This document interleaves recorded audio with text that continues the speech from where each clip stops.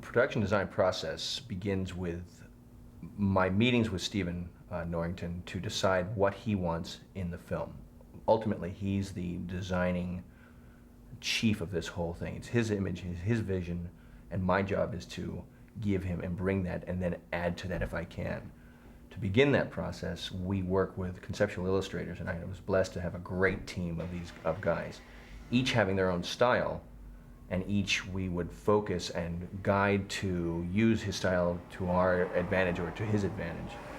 One of the guys, Tani Kinatani, has a wonderful style, very clean, very slick, and he was very good with lighting and mood, and he was wonderful in helping me to design and figure what would the world of Frost be, or the vampire be. We would begin with location photos of existing locations, research photos that I would gather, and I'd bring them to the table and we'd talk about it, and we'd have to find a camera angle that would really work. The most important piece to this is that these things can be done. Other guys were very good at weapons. Mark Messenger was instrumental in creating not only the storyboards for the film, but a lot of the weaponry. He has a wonderful style of mechanics and cleanliness to really be able to cleanly have something built. His designs are quite wonderful. In another way, Patrick Janicki's work was instrumental in bringing life to the motorcycle and a lot of the other sets and weapons that we had. His work is very bold, very flamboyant. He's very much involved in the motorcycle culture, so he knew his mechanics terrifically. He would give us different views that we could actually take these images, take them to a company that would create this machine, and they could work off of and sculpt off of these images as well as architectural plans for each one of the bikes. We designed Blade's vehicle. Initially, it was hard, really coarse, rough. We changed inevitably, knowing Wesley's character, to a really very slick. Blade wouldn't let the car be damaged, really. It was a little bit too much to have a blower and those kind of elements, so we wanted to become very realistic. And ultimately, Steve Norrington himself was a genius in using Photoshop and his illustration ability to let me know what concepts that he would like to do. We brought him Balinese tattoos, and he took a photo of Wesley and literally sat down and over the course of a half an hour created this image, which was so dramatic and so radical that it became part of Wesley's character, and it really was wonderful. We developed weaponry together. We had issues with once you design a weapon or when you do architectural design, sometimes the illustration is wonderful looking, but when it is built, there are problems. So what we ended up doing is taking real machines, real mechanics, putting them in Photoshop, and adjusting to very specific machining requirements. This was given to a prop manufacturer and was built exactly as this image was drawn. So that is the hero weapon prior to its manufacturing. Finally, all this work that we do before the filmmakers step foot on stage really is meant to excite the studio, is to get an impression, a mood, and have everyone on the same wavelength when we come together. There's 120 some odd people, plus now with visual effects teams, that are on the same page. We all have to kind of make the same movie, and I'm fortunate enough to be the ringleader. I get to begin that process with the director, creatively coming to a wonderful visual storytelling medium. So it was about 2 years ago we began Blade, and I had known Steve Norrington, the director, from 15 years ago.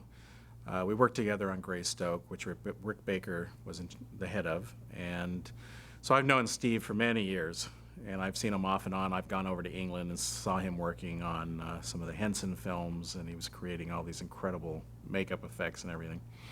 And also Bob Engelman, who's the producer, I did The Mask with. He produced The Mask with Jim Carrey, so I knew both of them really well from when this project started. I had talked to them about just doing the Pearl makeup, which was the huge vampire in the film, because of the budget restraints and everything. And I said, you know, it'd be really fun to do the whole project if I could.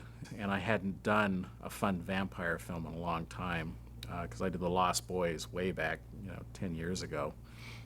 And I really enjoy working on those kind of films when I can. This was based on a comic book, so you can take a lot of license with this kind of vampire film. Coppola's makeup in his film, I tried to do very gothic and subtle, and it was a whole style I tried to do. It's like The Lost Boys. I tried to do a whole style with that. I based the whole makeup on the contact lenses I designed, and Joel Schumacher was very adamant that he wanted to keep them very beautiful looking, these young people, and the teeth should look like pearls. So I did a very subtle, really beautiful teeth for that. For this film, I really, it had to be violent in places. It had to really, it had to have a different style, but you could have a lot of fun with it. So you could do big teeth here and there because it didn't have to make perfect sense in every scene on what happened with it. So you have a lot of license with this kind of film because there's a lot of humor in the film. You can have fun with it. And some parts should be overdone a bit, to make it work for that scene. Mia, is that you? He's here! He's here! This must be Pearl, the record keeper. The Pearl character, Steve wanted this huge, massive vampire, and he would just sit there and he couldn't move. He'd been there for hundreds of years, and they would bring him young kids to feed on and blood packs to drink out of, and he ran the computer thing and guarded the door to the vault of the info of the vampires and everything. And that was the big makeup, even though it was a very short part in the film, but it was a lot of fun because it was, we'd never done anything this big before. So we figured out about a pound, how many pounds he should weigh, like about 1,500 pounds or something. And then Miles Tevis did a drawing of this huge thing, which was very round. And then we gave that to Steve, and then he put it on the computer and stretched the whole thing out. So it was this massive, much heavier than we imagined. And we all looked at that and went, yeah, that's the way it should be. And Steve liked it a lot. So that's what we used to go off of, was a stretched version. The character for Pearl was played by Eric Edwards. And this poor guy, we had to get him and put him in a chair and cast him in the position sitting on this chair, because when we built the final thing, it was going to be this massive puppet. And we had 5 actors inside of it. We had the actor with his head out the top. We had an actor for an arm over this side, an actor way over here for the arm on that side, and we had puppeteers working the feet inside.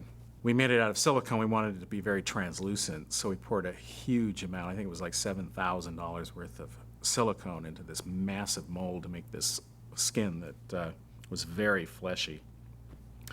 And then we had to do the makeup that blended down onto the neck of him with Eric in the side of this. So what we'd have to do is we'd do makeup on Eric with the makeup, which took myself and Steve about 3 hours to do. And then we'd fit him in there, and we'd have to finish the whole makeup. So once he was in it, he had to stay there. And it got very hot, and we had air conditioners running inside this body and all this activity and TV screens inside the body, and it was pretty funny. And then we had a giant bladder they were standing on in the back, making the chest go up and down. And we're trying to get some movement to it. The trouble with something like this is we didn't have enough time to really work out so we could get more movement out of it, which we really wanted to try to do. But in the video, Steve did some computer-generated bits of the body moving and that, which looked pretty neat. So that was a huge amount of work. And just, they had to basically build a moving trailer, which this was built on and molded on, so that It was all sculpted on. The trailer was moved somewhere else. The mold was made on it. It was brought back, and then we made it, and then it was on the trailer. It was shipped down to the studio where a hydraulic lift then had to take it and set it onto the stage, the whole body unit, and work it into the set. And it was a massive undertaking for this creature.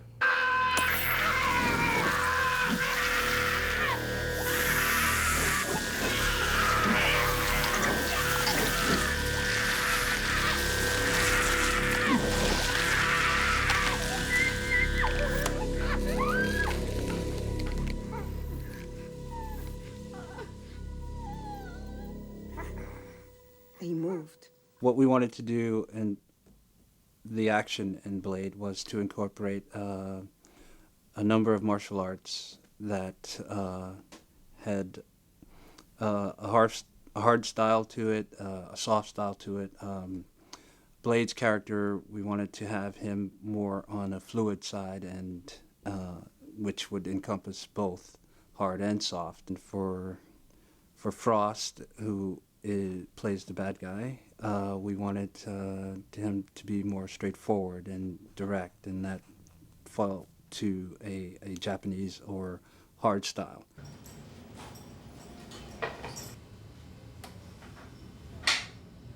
The inspiration for this was from a film that I like a lot, and was Sword of Doom. In that film, you see the ultimate cut slash fighting with the katana.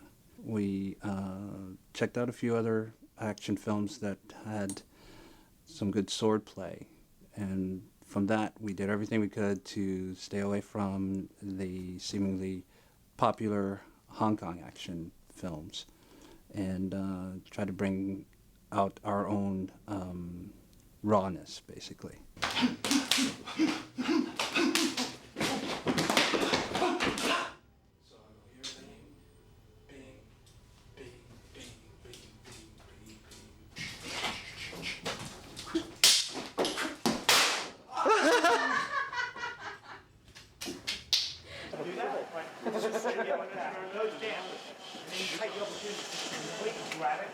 Get him over to this side, you'll say, or whatever, just like, bam, bam.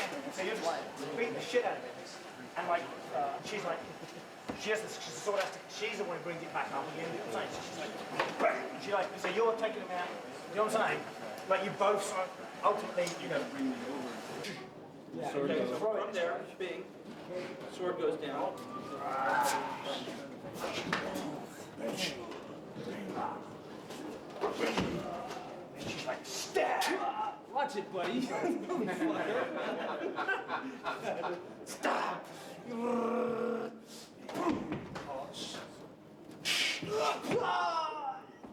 Fuck her! And then he's just running away like, and she's like, there's more. Shit. She's like standing up now. She's huh? Okay. What? She's standing up with the train, it's right there. Yeah, but she's pulling herself out. Maybe you haul her out. Haul her out. You standing like this. We can have a hold out. Diving. Okay. This is your vision. I'm with you 100%. Well, Yeah, right. I'm with you. So, There's a reason that you do special effects work in the first place. It was determined that it was far too dangerous and too expensive to shoot a sword fight in a real subway tunnel, a real subway train tunnel, while there was a 60 or 80 mile an hour train passing through that was just a few inches from the, Wesley Snipes and the rest of the actors. Ultimately, the decision was made to build a section of subway train tunnel on the stage out in Canoga Park to film the fight sequences over green screen, and then to introduce a computer-generated, fully synthetic subway train into the tunnel while the fight scene was going on. The production bought 3 subway trains. They actually had them on the lot, up on blocks. And they were using them for interior scenes that were taking place inside that subway train after my sequence was finished. And there was a couple of exterior shots, I think, that they used them for But it was fortunate to have them around because I had a perfect model available to me for a computer simulation. So I hired Viewpoint Data Labs to fly in from Utah and do a surveying on the subway train. And some weeks later, they provided me with a very accurate computer model of one of the subway trains in its entirety. The roof, the walls, the interior, the wheels, everything. And so what happens is that by hand, this, on a frame-by-frame basis, this train is moved around horizontally, vertically, and they're slid along a track. You can rotate them.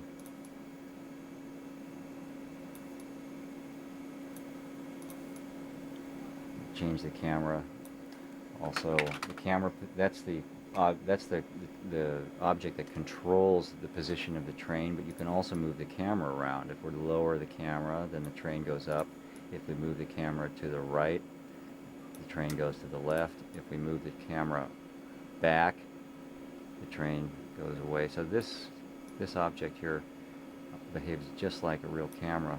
In fact, we can even insert a lens value here that will simulate the lens of the camera in terms of millimeters or inches. You can do camera rolls.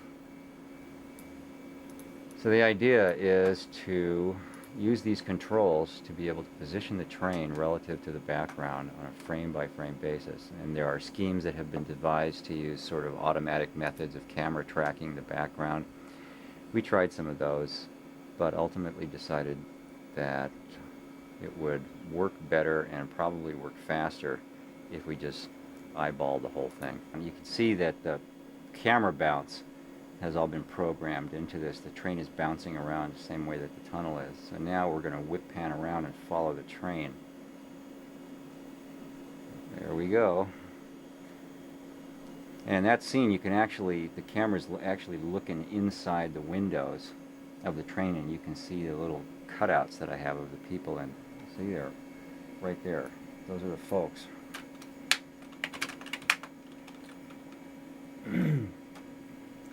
Now, without the pictures in the background, the thing plays back a little faster.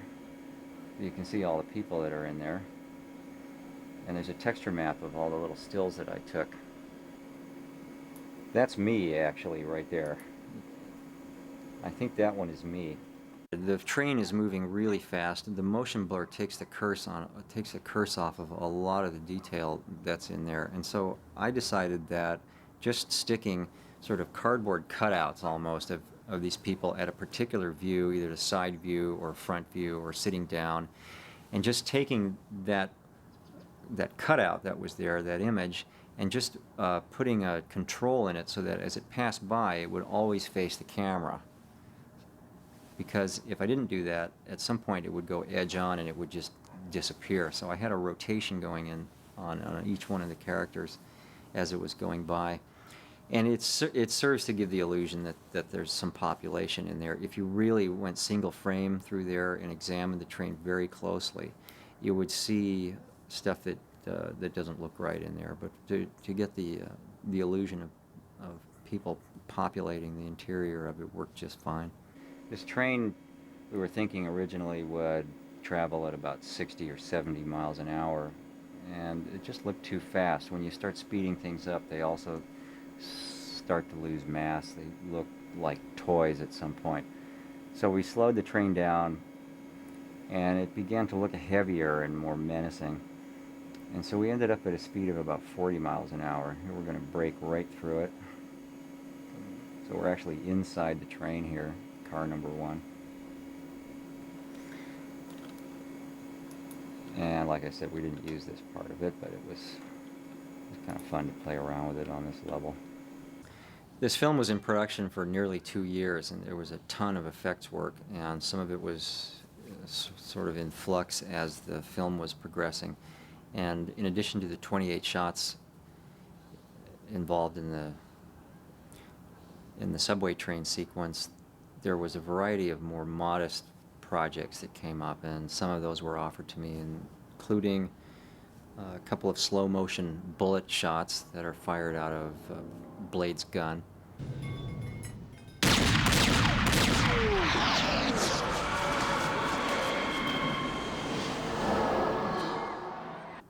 But at one point in the new ending that they designed for it, there was some more blood that was required. And so they came to me and we came up with a design for it. And about 3 weeks before the negative was due, I took on the job and really got into it and turned out 2 really high density scenes of very difficult liquid animation. Hey, Blade! Let's do this.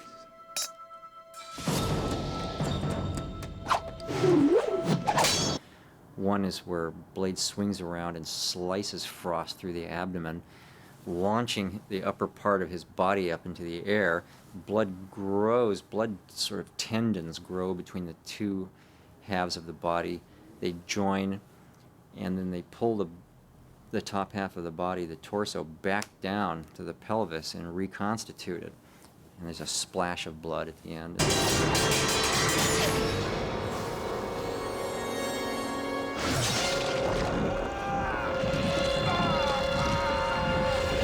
And then there's another one where his hand reconstitutes out of liquid blood, and then the skin reveals up over it, and his hand reconstitutes also. And they're very fairly difficult shots to do, even under the best circumstances, and there was not much time in the schedule to do it, and it was an all-out effort, but they turned out great. You're too late, Blade. I want to be startled. I want to be dazzled when I go to the movies, and I think that there's huge realms of work that has not been touched, the animation of liquids and unseen mystic forces and dreams, and I don't think that we're anywhere close to realizing that kind of work yet.